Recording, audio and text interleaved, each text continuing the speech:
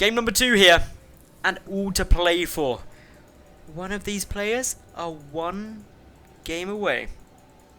Or is one game away from advancing into Challenger League. That's where you want to be in that WCS. A PvP stands in their way. But spawning down in the lower right hand position, we have, representing XMG, the blue Protoss player, ToD. And his opponent to the top left, representing Team PK, 1-0 up in this best of 3, GunGFuBaNDa. Super excited to see how this is going to go. And to be honest, GunGFuBaNDa played game number 1 really well. He opened out with a nice little proxy, and that proxy didn't do all the damage in the world, but it allowed him to get out earlier economy, did a little bit of damage, and ToD attempted to go for a proxy Dark Shrine to sneakily get in there with some stealth units and deal all the damage, but only killed 3 probes. From there, it was just a bit of back and forth, but eventually a Colossus composition from GunGFu was able to beat ToD's Tempest attempt. He wasn't really able to get out enough Tempest in time to stop the advancement of the lasers. So, is ToD going to mix things up this time? Is he going to be ultra careful of the proxies yet again? They're in cross-spawn positions on Frost, so should be a lot less concerned about proxy 2 gates. So, what can they both do? To be honest, with 2 gases, or 2 probes in each gas, ToD going to be going very standard for the moment, as is GunGFu. Adding in a Cybercore here just blocks a little bit of a wall off through, and just prevents units running about in case he was getting proxied or anything. But as I said, Frost, it is an insane situation, because yeah, if you've got just obviously the 2 gases in there, sorry, a proxy is insane because if you've got the 4 bases, knowing where your opponent spawns is basically impossible. Cybercore now coming through for ToD and also for GunGFu, both around the same time. Actually, ToD a little bit behind by a few seconds. Getting up by 1 probe though. So minor differences. Other things to note is the ToD chrono boosting busily with that Stalker. Wants to make sure that he's safe. Adding a probe very to the left of his main base just to spot anything that could be coming up. Meanwhile, if we take a look up at GunGFu's side, he's adding in a sentry, not doing anything crazy, and generally speaking, if you see a sentry nice and fast, things are gonna be very defensive. Twilight Council also on its way for both players, and again, both DTs and Blink are a possibility. We saw ToD go DTs last game, and we saw GunGFu go for those Blink Stalkers that work really quite nice actually in the mid game, and specifically in the later game, their harassment was mind-boggling. Just picked off so many probes. GunGFu putting a pylon off to the very edge now. This should be for a proxy Dark Shrine, I would imagine. Unlikely to be seeing much else with a proxy out here. ToD Stalker though checking around, he's not going to go and look. This is just his first scout. Hasn't checked anywhere else for his opponent, so it's unlikely that he's going to be keeping an eye here. Knows it's cross spawn now, but right on cue, that proxy Dark Shrine. ToD just millimeters away from seeing that Dark Shrine. However, he does have the robotics facility coming out, and as a result of that, he's got the option to grant himself detection through an observer. As long as that detection comes down nice and fast, he'll be absolutely fine. And it doesn't even need to come out that fast. Dark Shrines take a long time to produce. No proxy pylon down yet either. Depending on how close it goes, you've got to keep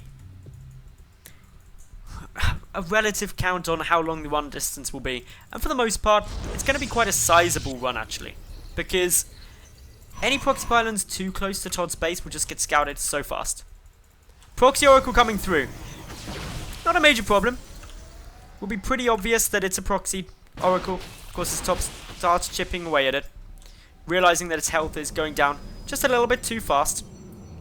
Regardless, ToD wants it dead, doesn't want his build revealed, but already the Twilight Council's seen and is flashing vigorously, which means that it is, of course, upgrading something. GunGFu gonna know about that. Meanwhile, GunGfu, adding in some Immortals. He's got his Dark Shrine finished, but is there a Dark Templar? No. One hasn't died either, and because of that, should all be good. Nothing really lost, just a waste of making a Dark Shrine. But to be honest, GunGfu isn't going to be traumatized, having obviously spent those few resources to try and keep how it's going. Anyway, Natural Nexus now on its way out for ToD and GunGfu. In terms of timings, ToD is behind by about 30 in-game seconds. Not a huge amount, but definitely enough that ToD will feel an economic pinch from that. However, he's already ahead in terms of the probe count by 3, and because he's 3 probes up, he's gonna probably not notice it too bad. So, Stalker's ready to poke and prod. Blink is done for ToD. It's on its way out for GunGfu, but a fair way off. There is an Immortal though. That's gonna hurt. A couple of probes going down here. Nice pick off and a blink away from ToD. Gonna lose probably just 1 Stalker for 2 probes. Not the worst thing ever, but also not the greatest. Ideally, you want to make sure to avoid too much damage coming through from these Blink Stalkers, especially when you don't know how your opponent is doing economically. ToD just waiting now. He hasn't been revealed that he's blinked up into the main, so wants to wait for Blink to come off cooldown before he actually moves forward. So he's got the safe escape. Waiting now for the Stalkers to move in. An Immortal is going to see them, but a couple more probes should get picked off here by the XMG player. Able to get actually quite a few now. Up to 6 total kills. ToD back at home has lost 5, so he's on equal footing. All of my attention on ToD there. I assume it was that sneaky DT that did the damage for GunGfu. Important to note. Still though, Stalker's looking for anywhere that they can get in. Anywhere they can get some damage down. And ToD, for the most part, probably not going to be able to do too much else with Blink Stalkers alone. There's 2 Immortals on the field, and they just are going to be able to easily shred through Blink Stalkers, especially an exceptionally low number of them at only 4. Meanwhile, back at home, ToD's got his own Immortals coming out, but GunGfu, just as in game number 1, opting for the Robotics Bay nice and quick to go up into Colossi, whereas ToD isn't aiming for Colossus at all yet. Nor is he actually showing what he is aiming for. In terms of his tech, he's kind of just got a little bit of everything, but not a whole lot of something. And with this, he could go into Tempest like he did game 1. And on Frost, it's actually probably a better option because the run distance for the Colossi to get across will be longer, buying ToD a bit more time to try and get out a couple more Tempests. If he does decide to go into Colossi, he will be behind though in the timings. That Robotics Bay a bit quicker. ToD scouting it now, aware of what his opponent's doing. That Hallucinated Phoenix though won't be able to get in to scout the 3rd base. The GunGfu has just started. And well, this again sets GunGfu up to get a nice economic edge. He's currently up in workers overall, but he's losing a couple of Stalkers here. He blinks up into the main, and ToD dealing with them very well. They blink away, but a chase can be met, as ToD has blink as well. Demolishing those pretty quick, and we can see GunGfu this game is actually the one coming off a lot worse in terms of the resources lost. 1,350 compared to 425 of GunGfu. But GunGfu, with the better economy, somewhat makes up for that.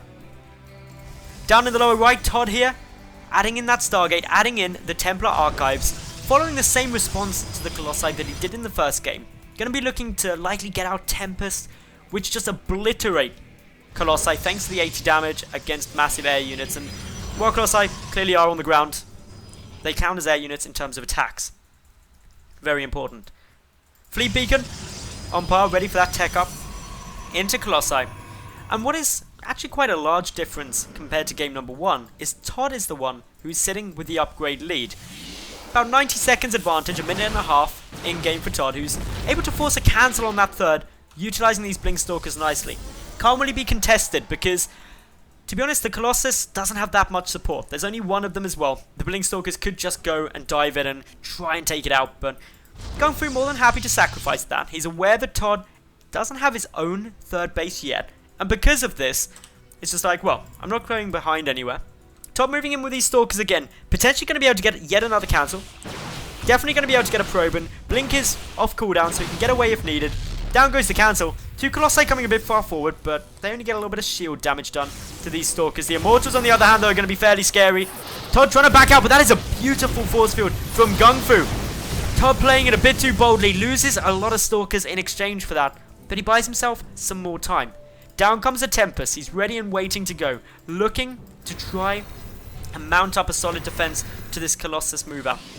He's got a lot of Immortals. He's adding in a lot more Tempest. Very different compositions from these two players. So, it's going to probably lead in to who gets the third base, who secures it, and who's able to outproduce. ToD, again, taking the probe lead, although on only 2 bases at the moment, he's quite heavily oversaturated at his main and natural, so relying on this third base getting up. But considering the third bases at exceptionally level time, ToD's going to be able to saturate his faster and gain the better economy. This game as well, ToD is producing 2 Tempests simultaneously, added in that second Stargate, and because of this, he's going to be able to get up that critical mass of Tempest to start one-shotting Colossi exceptionally fast. So, where does ToD go in terms of his play from this point forward? To be honest, he doesn't want to be the aggressor yet. He wants to get out more Tempest, wants to get out more units so he's able to deal with those Colossi. And more importantly, he wants to be making sure that he's got enough Tempest to deal with the kind of Colossus count that his opponent starts gearing towards, which is going to keep rising for the moment. Switching now into this double Immortal production, the Colossus count already up at 5 for GunGfu. ToD, without a single Tempest at the moment, but is able to start picking apart of those Stalkers, and instantly takes his third base up to a decent worker count. Adding in those additional gases, which is really important for him, because basically he needs these additional gases to fund a lot of high-tech units. He's adding in a lot of High Templar, a lot of Archons are going to be on his cards. And so he needs that gas, as does GunGfu. ToD just keeping a close eye with the Zealot on the 4th base. Wants to make sure that if there is a 4th base coming down, he's aware of it ASAP. Also throwing in an Oracle. Now this seems a little bit odd to some people, but this Oracle grants 2 things. 1, a nice way to harass if needed, but more importantly at this later stage in the game, it grants him the ability for mobile detection, and also with Revelation a way to keep a good close look on this army. And that Revelation is more important not just for being able to see its movements, but to allow the Tempest to be able to attack. It means that ToD doesn't need anything within vision range, because GunGfu's own units provide that for him. GunGfu though, moving out, and he's going to be looking to get a little bit of pressure on, and well, once this pressure starts going through, it's pretty sick. As long as ToD doesn't get a good defense off. If ToD is able to take out these Colossi, GunGfu could very well lose the game then and there.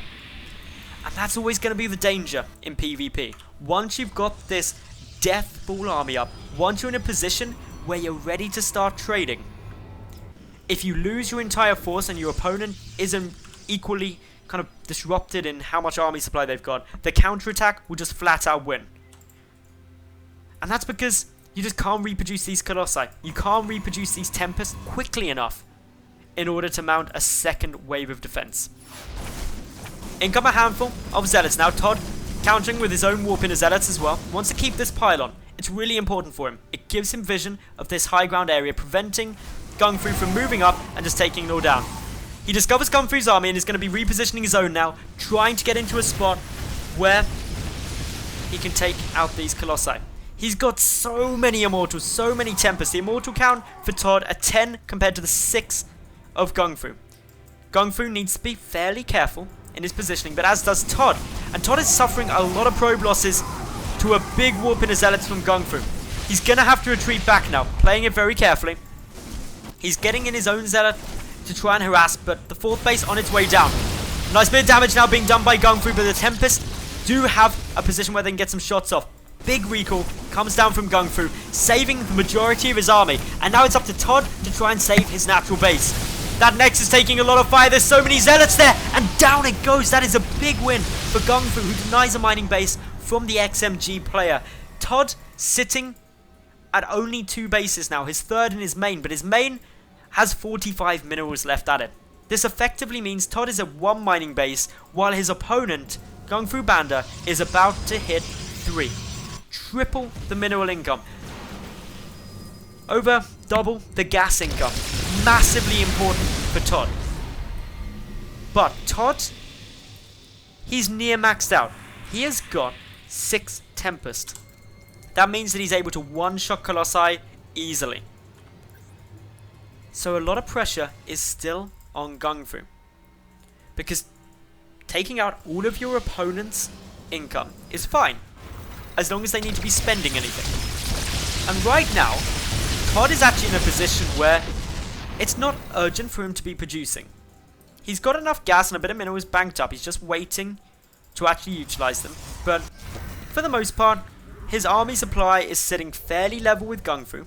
GunGfu has now maxed out, but if we take a look at where he's maxing out, his big advantage is actually coming through in the Colossi.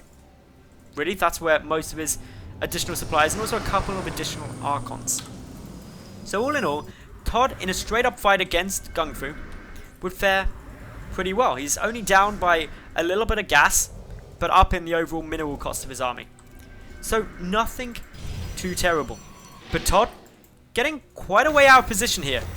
Wasn't holding the watchtower. His Oracle is about to discover this army. Hits it with the Revelation. And that is the important move, because now ToD's Tempest, if they're in position, they're going to be able to see everything. But they're not. ToD's Tempest are back at home defending. And that means that he's got no way to engage these Colossi. ToD's army has to recall. There's no other choice for it. Needs to get away, needs to keep things safe, because if he loses his force without the same economy as GunGfu, he just flat out loses. GunGfu's killed off 24 workers this game, whereas ToD has managed to snipe 12. GunGfu up economically 63 probes to 47, and also up in the overall supply. Upgrades are the next big thing we need to be keeping an eye on. We can see ToD sitting at 3 attack, 1 shields, and 1 air attack, whereas GunGfu has got the +1 ground armor. Not a massive difference. The shields will benefit the Archons more, and also ToD's air units, whereas the armor benefits, obviously, most of GunGfu's army. Another Revelation hitting in there, gonna give him obviously a good little bit of vision of anywhere these Tempests move. GunGfu's also got a fair chunk of his army supply tied up in Zealots now that are preparing to move in towards the 4th base of ToD. One leading the charge, just going to take a look and say, hey, is all of ToD's army here? And he's going to go, yep, it is. Better not bring my mates in. Sacrifice myself for my friends. GunGfu, though, looking now to take a 5th. This is, at the 25-minute mark, very late game PvP. Pretty much everything we're seeing now comes down to one big engagement. If he loses a lot, there is just such a devastating problem. Because once you lose your army at this stage, can you resupply it quickly enough? Probably not. ToD's Tempest getting a few shots off against the Archon. Not that amazing, but against the Tempest, a lot of damage done. One Colossus gets taken down. That's a good pick up by those Tempests, but they're moving a long way forward. Need to be careful. The Archons splash air. ToD, though, backing away in time. Only shield damage done there. And GunGfu being forced to retreat. GunGfu up still by a lot of workers, 63 to 46. But ToD maxed out, so having that high worker count actually means that GunGfu's total army supply is a good amount less than that of ToD's. It's about 15-ish, nearly 20 now actually, supply down. Some of that is because obviously GunGfu losing some Zealots at the top here. ToD going to be trying to counter-attack through. Able to deny the 5th base. And it's all looking really, really good for ToD for the moment. He's got his army. I'd say it's a better composition, but that can change very quickly. One advantageous engagement for either of these two players can swing this game in their favor. Remember, it is 1-0 up for GunGfu, and the winner of this game qualifies for WCS EU Challenger. The loser is eliminated. Couple more Photon Cannons, just trying to hold off this little harassment by ToD. Not going to lose an Archon for it though. Would have been nice if he could have got that away. But not the end of the world. ToD sitting on 4 bases, as is GunGfu. Their overall incomes, relatively similar. GunGfu just mining slightly more gas. ToD isn't yet utilizing the 2 gases at his newly acquired 4th base. He's also down a bit in workers, so if he did, he'd fall behind in the mineral income.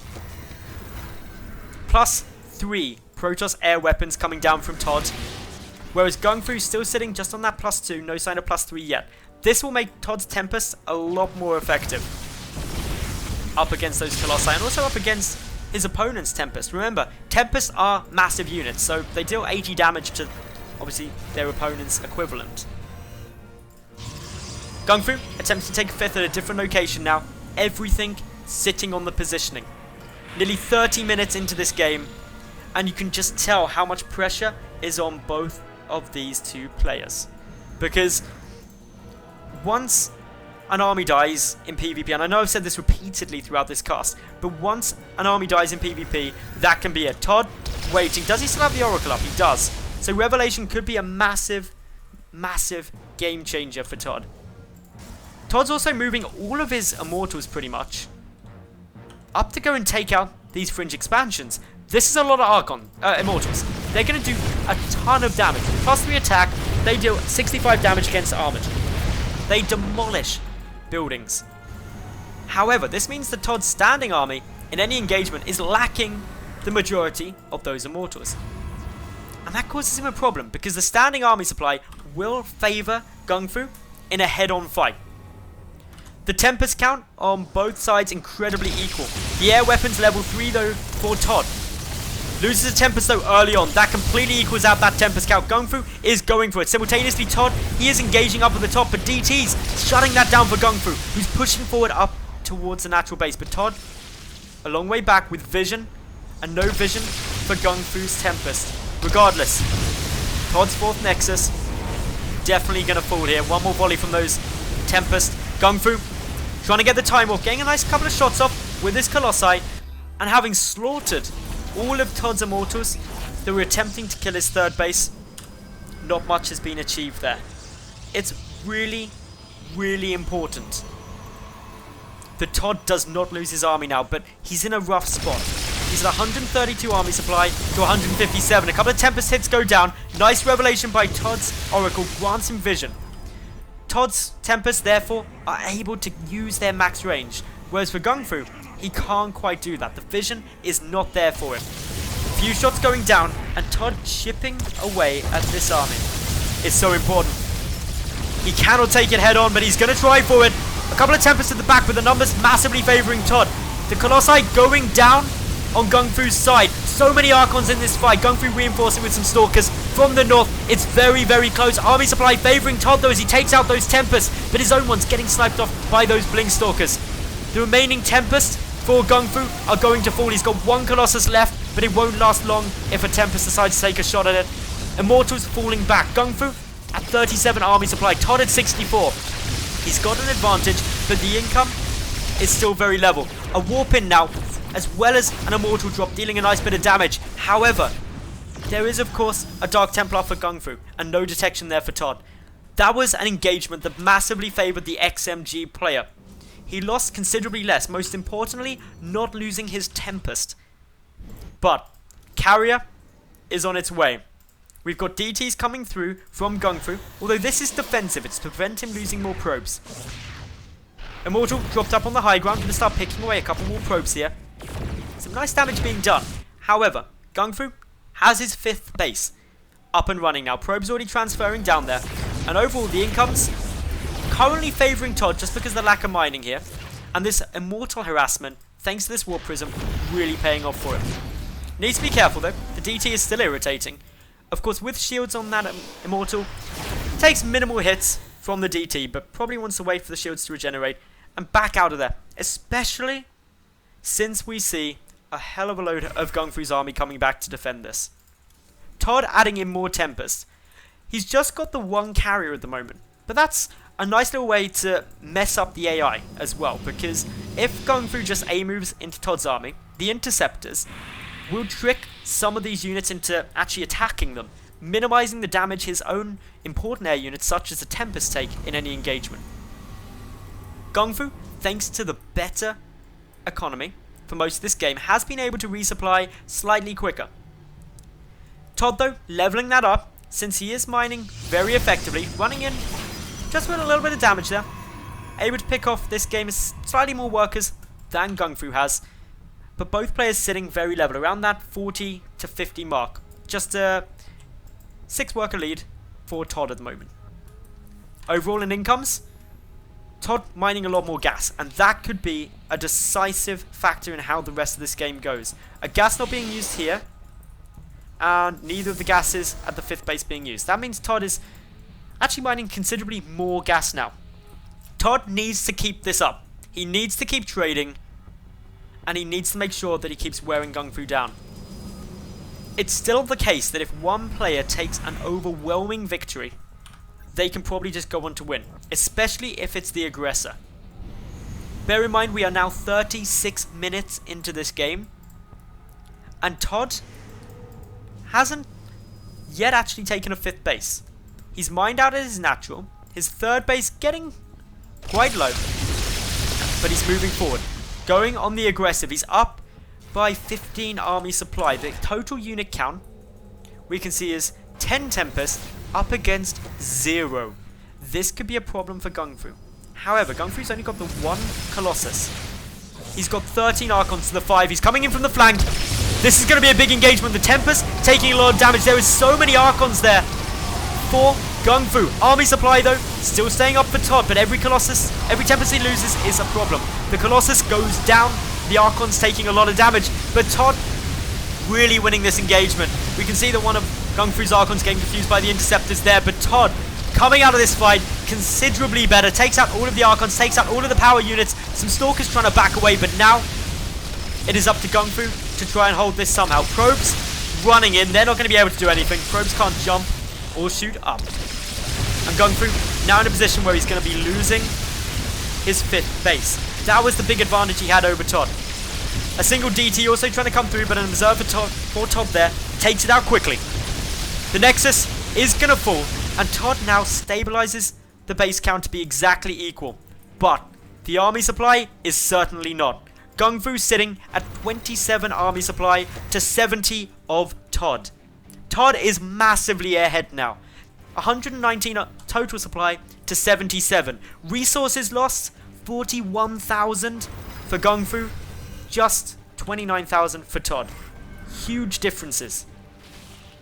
GunGfu is doing everything that he can to try and get back in this game, try and keep it on, because remember, if he wins this game, he is going to be able to qualify for WCS EU Challenger.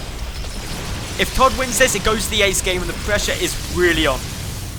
Nice little snipe off there of an observer. Actually quite significant. That was the only observer GunGfu had in order to get a good look at where ToD's army was.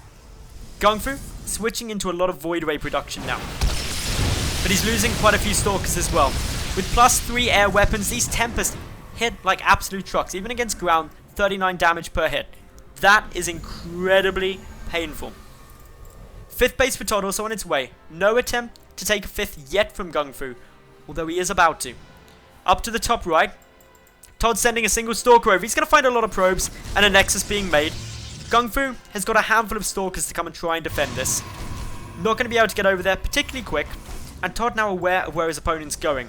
And because all of these Stalkers are being brought over to the top right, it opens up this 4th base. Now, the 4th base, which I believe was actually GunGfu's 3rd, gets taken down, isn't a problem. All the gas is gone. There's a handful of minerals here, about 40 in total. It wouldn't be a significant loss. However, if he loses this base, it will be very bad. And that observer going down earlier is going to be a problem. Another one frantically trying to get over here. We'll be able to kill this DT, but look, all the Stalkers are there. They're waiting. ToD knows where they're positioned, and so is moving through the center of the map. He's still nearly double his opponent's army supply. If he waits too long, it makes things more dangerous for him. I don't believe ToD knows just how much of a good position he's in right now. Warping in a couple of defensive units, but they're not actually coming to save this Nexus. They're just chilling up on the cliff there. Feeling like the cannon's going to be able to do enough.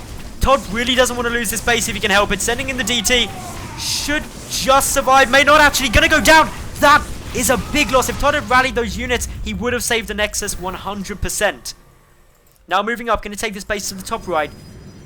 And at 41 minutes, this is probably one of the longest PvPs I have ever cast. Down goes the Nexus. Near instantaneously to this many Tempest. Always hurts. Whereas if we take a look in the center, GunGFu has still got quite a few Blink Stalkers out, and he's slowly catching up in overall army supply. The incomes of these two, both tied, both very low. The 200 gas a minute is going to be what's hurting them, because all of these late game Protoss units are so ridiculously gas intensive. ToD, though, moving forward, doesn't yet know about those Voidways. Couple of Stalkers going down is annoying. There's a decent number of Archons there, but it's the Voidways. They're the problem. How many are there? 9 up against 10 Tempests. The Voidways should beat the Tempest, I believe, in a head-up fight, one-on-one, with the 3-3 upgrades. However, ToD does have +3 shields and +1 air weapons. In come the Voidways now. They're going for it. The Archons getting some nice shots off, and because the Voidways are all stacked, this is going hugely in ToD's favour. GG is called, and ToD levels out this series to be 1-1 and will go to the ace game.